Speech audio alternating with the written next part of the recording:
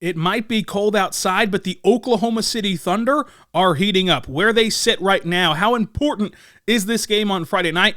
3 hot names, 3 cold names to look forward to for the Thunder, and we're going to dive into your mailbag questions, all coming up on today's Locked On Thunder podcast.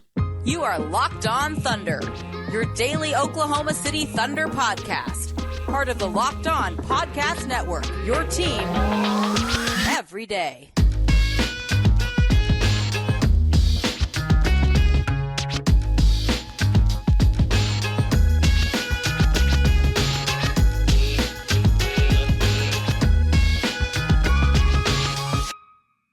Let's get it going on the Locked On Thunder podcast, on the Locked On Podcast Network. It's your teams every day. I am your host, media member, and editor-in-chief over at thunderousintentions.com, Rylan Stiles. You can follow me on Twitter at Rylan_Stiles. Follow the show on Twitter at LOThunderPod.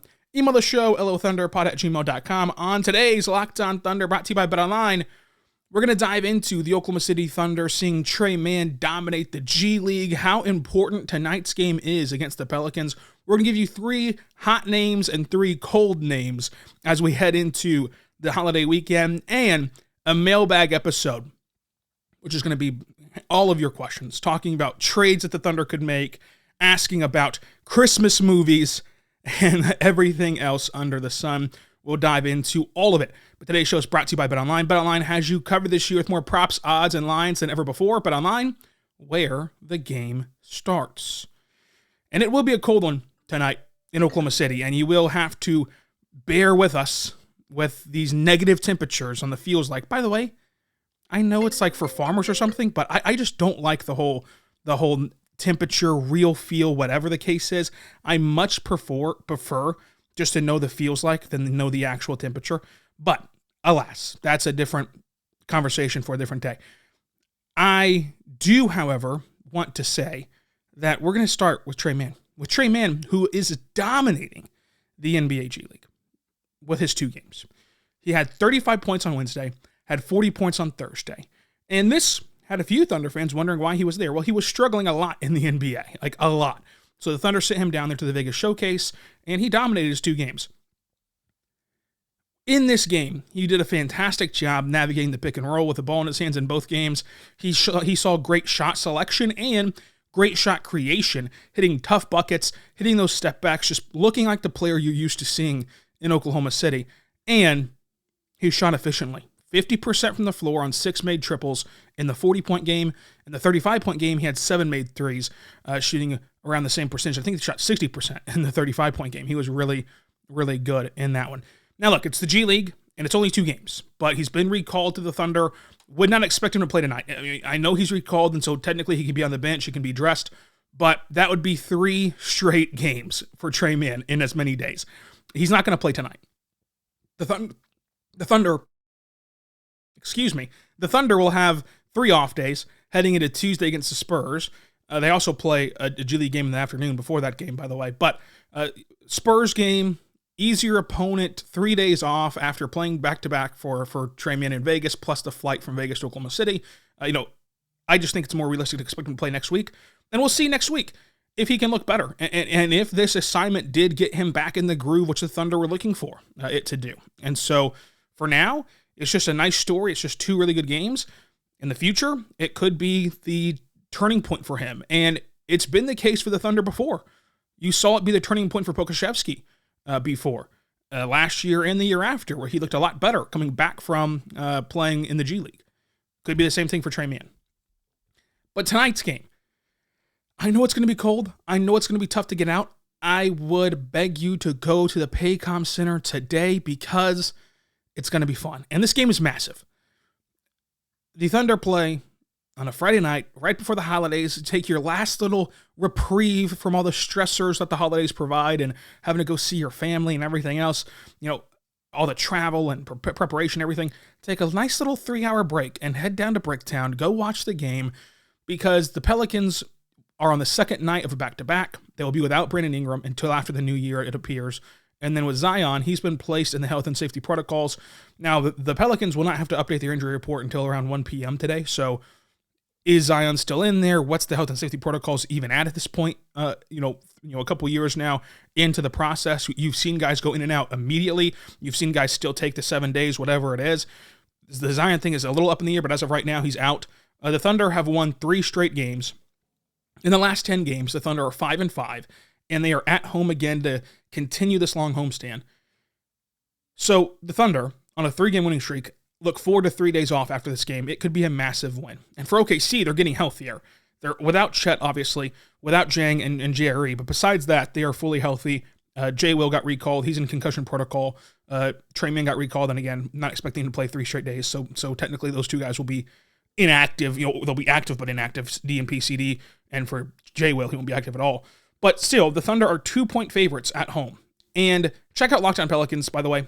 Really great podcast. But if the Thunder can get past the Pelicans, they play the Spurs on Tuesday, they play the Hornets on Thursday, and then they play Saturday at home, New Year's Eve tradition, against the Sixers. Sixers, good team, but will Harden play? Is he going to spend his New Year's in Oklahoma City? Maybe, maybe not. You could go on a huge run here if you're Oklahoma City. This could rack up to 7-game win streaks because they're favored tonight. And despite being favored, this is still going to be a tough game to win. And Vegas has them favored. I wouldn't have the Thunder favored tonight, but Vegas does.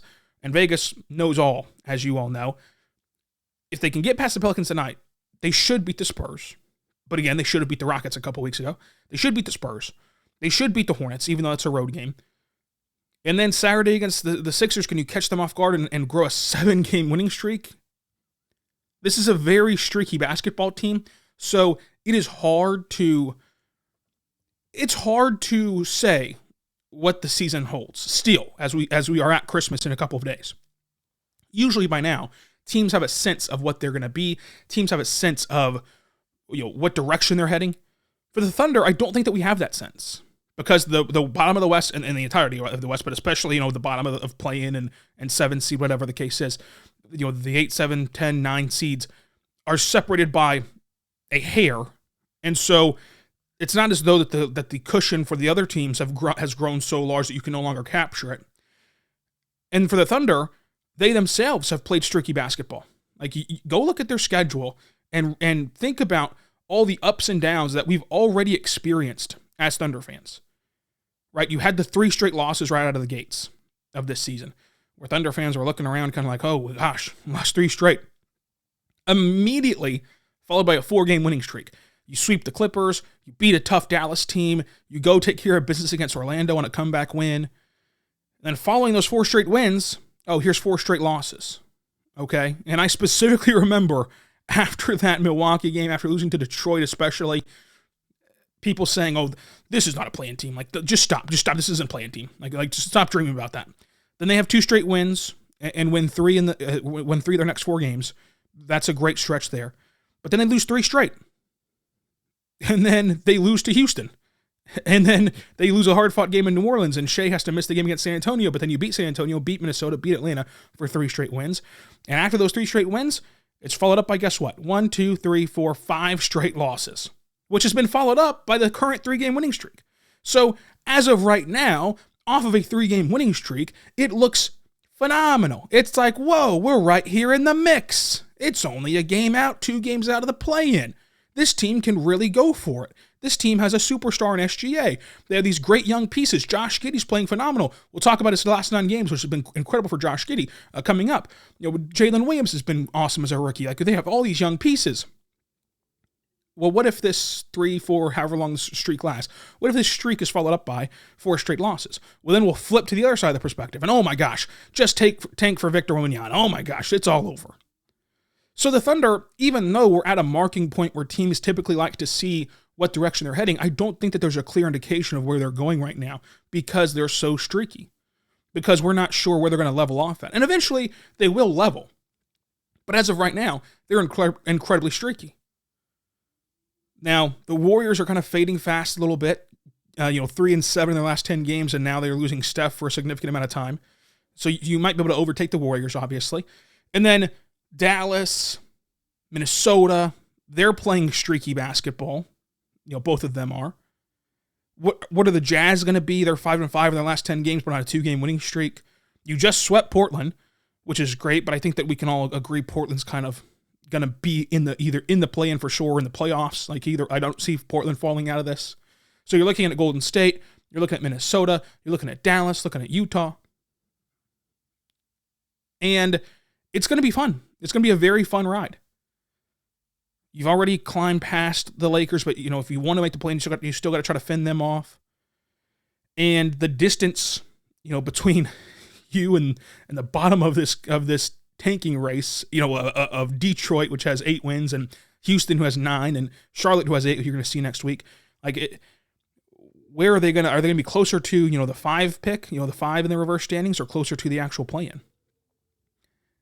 And the beautiful thing about this is there's no wrong answer in the sense of if you make the play-in this year, it's not this doomsday scenario, even if you lose the play-in tournament, because that means that this team turned it on and was good enough with their young pieces that they already have to make a play-in. They're going to add Chet Holmgren back, and this draft is so deep, even if you make the play-in and lose the play-in tournament, at the end of the lottery, you're going to have guys there that can make a huge impact in your rotation. Also, into the lottery, you're going to have the assets that you need to go trade up from, say, pick, 15, say pick 14, to trading up to get to pick 10, pick 9, whatever the case is. Maybe pick 8. It all depends on where these teams fall and what their motivations are. But you're going to have the assets to go up and get it.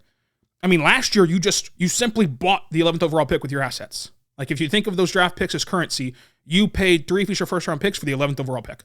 You did not trade a single pick in last year's draft, and you got the 11th overall pick.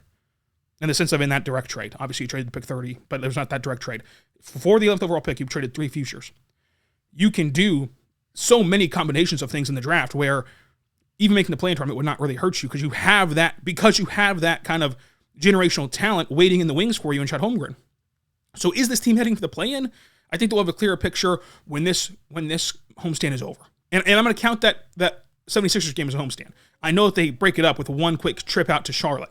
But after that Sixers game, we should have a clearer picture of what's happened since then. From now until a week from now, what's happened?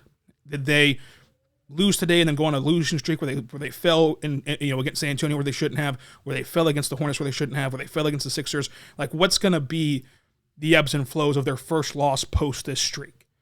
Do they beat the Pelicans tonight and then beat the Spurs and beat the Hornets like they should? And then you're looking at a totally different flipped upside down standings list. There's still a long ways to go. I know it feels like we've been watching this team for a long time. I know it feels like we have the identity of this team. There's still a long way to go in this season. But it's going to be fun. And I seriously beg you to go watch this team no matter what their record is, because every single night you're going to watch a team that fights. You're going to watch a team that has a very long runway and a very long list of guys who are interesting to watch and who you can watch grow. And then when they become that playoff team that we want them to be, when they become those contenders we want them to be, you can say, look, I was there. I was there whenever they were 19 years old, whenever they were 20 years old, and I watched them grow to the player that we're watching right now on the biggest stages. We'll talk about 3 names to watch that are hot names and 3 names to watch that are as cold as the winter temperature outside right now. But first, I want to tell you right now, my good friends over at the NHTS. Do you know that driving high is considered driving under the influence? That's right. Driving under the influence of marijuana is against the law in every state, even states where marijuana is legal. That means driving high could get you a DUI. And if you think law enforcement officers can't tell when you're driving high, you're wrong. Your friends can tell, your coworkers can tell, your parents can tell, everyone can tell. So, what makes you think that law enforcement officers don't know you're driving high? Driving under the influence of marijuana can slow your response time and change how you perceive time and speed. So even if you think your driving is fine when you're high, it's not. Because the bottom line is if you feel different, you drive different, and driving high is driving under the influence. So remember, drive high, get a DUI, paid for by NHTSA. We're back on the Locked On Thunder podcast, on the Locked On Podcast Network, your teams every day. Thank you so much for making Locked On Thunder your first listen. Every single morning, every single day, we're here for you, talking Thunder basketball. Now, make sure to check out the Locked On Sports Today podcast, the biggest stories around the sports world in 20 minutes or less, plus instant reactions, game recaps, and Locked On's Take of the Day.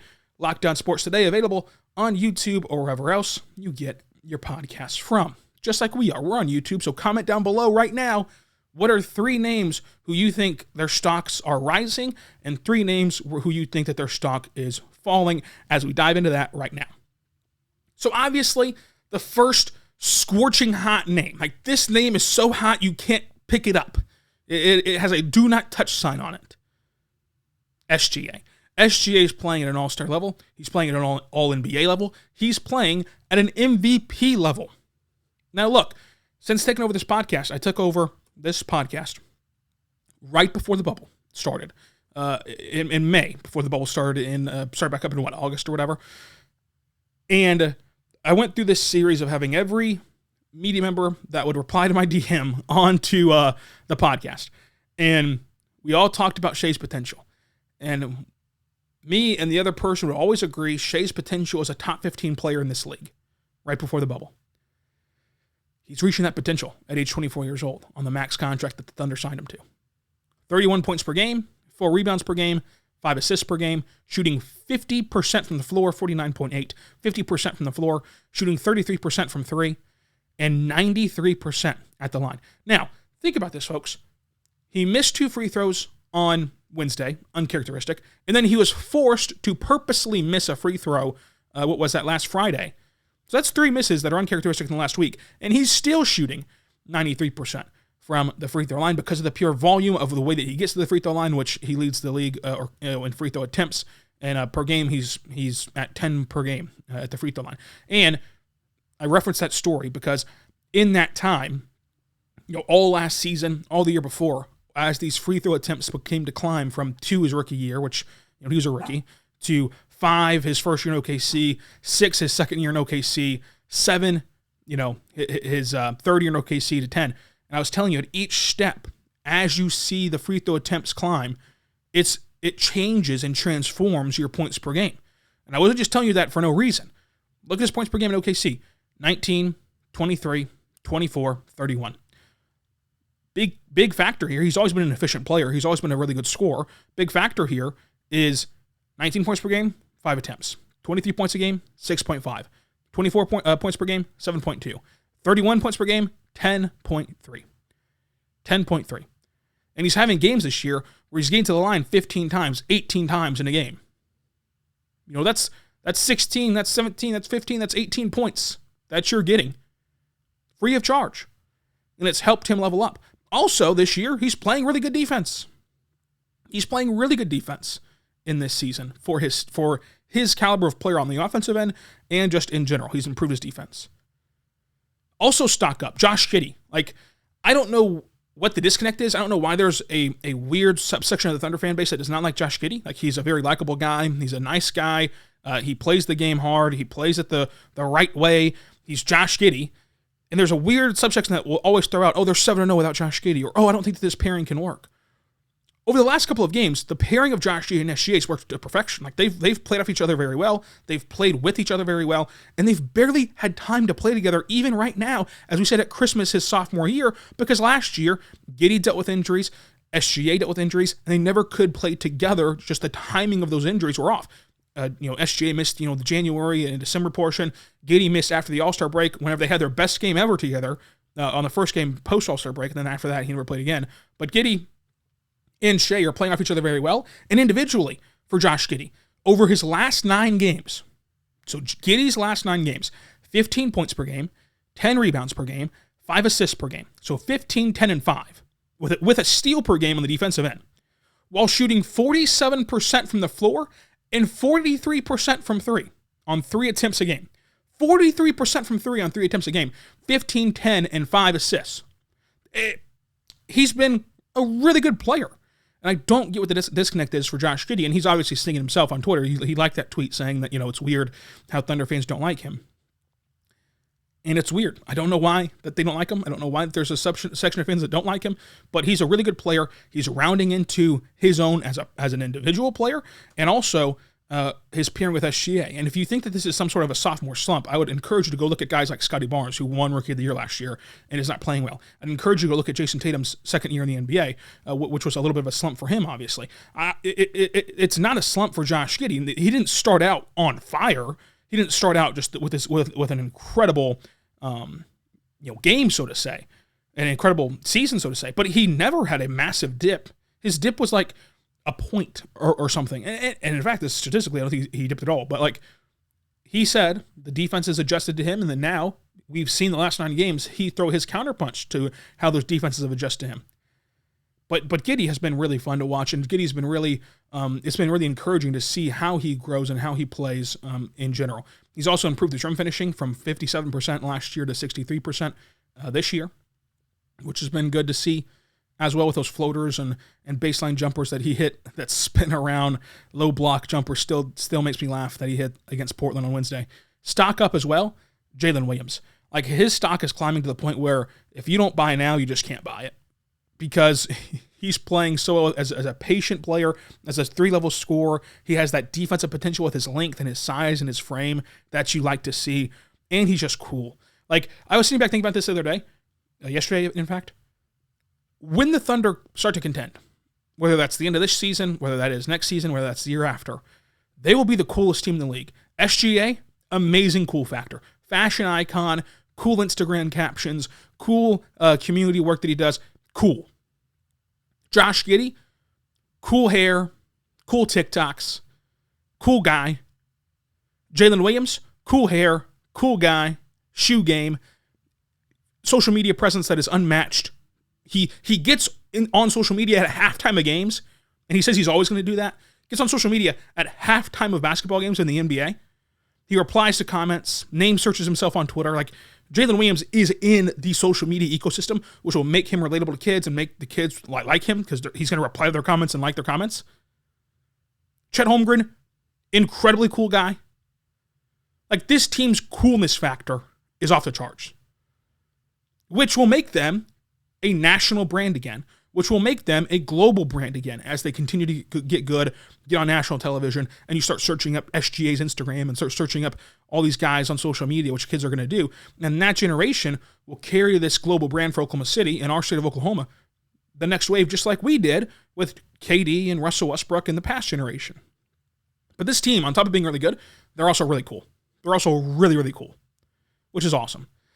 Sadly, we do have to do 3 stock down. And stock down on Trey Mann in the NBA. Now, he did a lot in the G League, played well in the G League, but in the NBA, he's shooting 38% from the floor and 28% from 3. Let's see if this G League assignment gets him right in the sense of the NBA. Stock down on Poku. And this is really, I don't know the right terms for it because I don't do stocks, but like his stock shot up in August, September, October, November. And now it's taken a little bit of a dip. It's not as though you should sell. Don't sell Poku stock, but just note that in December, he's averaging 7 points, 5 rebounds, 2 assists per game, while shooting just 35% from the floor and shooting just 25% from 3, which is a far cry from how good he was in October and November. Now, also stock down on Bazley. Bazley has 3 DNP CDs in the last 6 games he was active for. The writing's on the wall there with kind of what to look for and what will be his future in OKC, I think, and we've talked about that before. But, as I mentioned, the Thunder are 2-point favorites at home against the New Orleans Pelicans today. So go bet on that at betonline.net, your number one source for sports betting info, stats, news, and analysis. Get the latest odds, trends for every professional amateur league out there, from pro and college football to pro and college basketball, World Cup that just ended.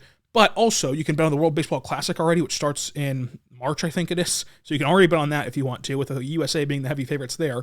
And it is so fun to go bet on just Premier League soccer and also just basketball in general. You can bet on games like the spread, as we talked about, OKC -2. You can bet on the money line, over-under for the total points, but also who you think will win these MVP awards, who you think will win the championship, who you think will win the clutchest player in the league, most improved player in the league, which SGA is the leading favorite for the most improved player. You can bet on all those things at BetOnline, so go check them out today. Head over to the website today and use your mobile device to learn more. BetOnline is where the game starts. We are back on the Locked On Thunder podcast, on the Locked On Podcast Network, your teams every day. Let's answer some of your mailbag questions at Jimmy Mintz. If Sam Presti were to get aggressive this offseason, who is the better fit? Pascal Siakam or OG Anunoby? Who would you trade for, and what would a trade for either guy look like? I asked this question because of the way that the Toronto fans treated Shea. Okay. First of all, don't think that they're going to trade Pascal or OG, but I will answer the question. I love OG Anunoby. Like, I personally would like OG. I think that they're both great players, and I'm not saying that this couldn't work. I'm just saying I'd be more curious as to how Pascal and Chet would work together, how Pascal and Chet would work side by side. Whereas with OG, it feels like more of a simple slide in and mesh with everybody on the floor that he plays with. So I'd go OG. A trade for either guy probably looks a lot like the Donovan Mitchell trade, where it's like 3 first-round picks, a couple swaps, and a couple young players. And the Thunder have better young players than Utah had. Than Cleveland had to give to Utah. And so maybe it's only one young player, because maybe the value of Jang is equivalent to the value of Lauri Markkanen plus Colin Sexton. But I don't think that they'll get either one of these two guys. I think that Sam Presti will be aggressive this offseason, but I don't think it'll be these two guys specifically. I also, just for clarification, don't think it'll be Trae Young. I know he's a hometown guy. I know everybody loves Trae Young. I know he's a superstar. But trading the assets it takes to get Trae Young would be curious for the Thunder, and I would not like the move. Not because I don't like Trae Young, but because we've seen Trae Young not have a willingness to play on off ball, so he doesn't play off ball, which is going to be bad if you pair him with Shea and Giddey, who need the ball in their hands and are comfortable playing off ball, but they thrive well on ball. So if you have 3 lead ball handlers, but one of them refuses to work with the other 2, not going to work. Doesn't play defense, which the Thunder are predicated on, not going to work. And so I just don't see how that would be worth all the assets it takes to get him. And again, that's not because I don't like Trae Young. I think it's just not the right environment for Trae Young. It's not the right environment for the Thunder. It's just not something to look at, even though he's a hometown guy. And I really like him. And I really hope that he succeeds. And I really hope that he has a good career.